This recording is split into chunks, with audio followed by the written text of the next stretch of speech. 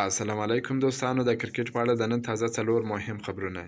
د پاکستان سوپر لیګ یو بل پښتون لوبغاړی هم د لوبو څخه بهر سو. افغانستان په تازه درجه بندۍ کې شپږم مقام ته رسیدلی دی. ویډیو تر اخره را سره وګورئ. که په دې چینل کې نوي یاست، افغان خوشحال یوټیوب چینل هم در سره سبسکرایب کړئ. د 2023م کال لپاره د ICC لخوا سوپر لیګ سیالۍ پیل شوې وې چې په تازه درجه بندۍ کې بنگلادیش لومړي مقام ته ځان رسولی دی، خو افغانستان بیا شپږم مقام ته کښته شوی دی. بنگلادیش نن تازه د سریلانکا څخه لوبه وګټل چې په لومړي مقام کې ځای لري. بنگلادیش 8 لوبې کړې دي، 5 یې ګټلې دي، 3 بایللې دي، 50 پوینټه لري. دویم بیا انګلند دی، 9 لوبې یې کړې دي، 4 یې ګټلې دي، 5 یې بایللې دي، 40 پوینټه لري. دریم پاکستان دی، 6 لوبې یې کړې دي، 4 یې ګټلې دي، 2 بایللې دي، 40 پوینټه لري. څلورم استرالیا د 6 لوبې یې کړې دي، 4 یې ګټلې دي، 2 بایللې دي، 40 پوینټه لري. پنځم نیوزیلند دی چې 3 لوبې یې کړې دي، 3 سره یې ګټلې دي، 30 پوینټه لري.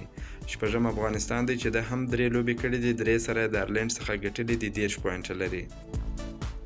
د افغانستان کرکټ ملي لوبډلې ځوان پیاوړی ویکټ ساتونکی لوبغاړی رحمان الله ګربز او کین لاس هیټر بیټسمین نجیب الله زدران د پاکستان سوپر لیګ سیالیو کې د ګډون په مخه پرون متحده عربي اماراتو ته روان شول. دواړه لوبغاړي به د کرنټین مودې په شپړولو وروسته د خپلو لوبډلو سره یوځای شي. نجیب الله زدران به د کراچي کینګز او رحمان الله ګربز به بیا د ملتان سلطانزي لوبډلې سره یوځای شي. بلخوا د افغان لوبډلې چپلاسی چټک توپ وهونکی حضرت الله زازی د پاکستان سوپر لیګ پاتې شل سیالۍ دپاره د پېښور زلمي لوبډلې لخوا واخیستل سو. د پاکستان سوپر لیګ شپږم پړاو لپاره د ډراپ مراسمو کې 15 افغان لوبغاړي واخیستل سول، خو د یاد لیګ تر ځنډېدو وروسته محمد نبي، قیس احمد، مجیب رحمان هغه لوبغاړي دي چې د یاد لیګ د پاتې سیالیو څخه بهر سول، خو پر ځای نور افغان لوبغاړي واخیستل سول. رحمان الله ګربز، نجیب الله زدران، ظاهر خان پښتين او حضرت الله زازی د بېلابېلو لوبډلو په ګټه لوبیږي. له شاید افریدي ونسیم شاه وروسته یو بل پښتون لوبغاړی هم د PSL څخه بهر سو. راپورونه وایي چې د پاکستان کرکټ ملي لوبډلې ارلونډر لوبغاړی انوار علي په شپږم پړاو پاکستان سوپر لیګ پاتې لوبو کې د لوبېدو لپاره متحده عربي اماراتو ته سفر نشي کولی.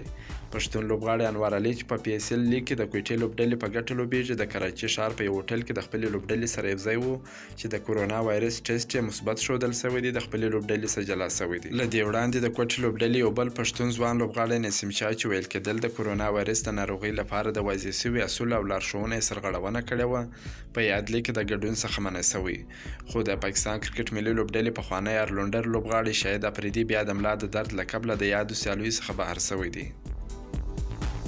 که مو دا ویډیو خوښه شوې، ویډیو در سره لایک کړئ. که په دې چینل کې نوي یاست، افغان خوشحال یوټیوب چینل هم در سره سبسکرایب کړئ.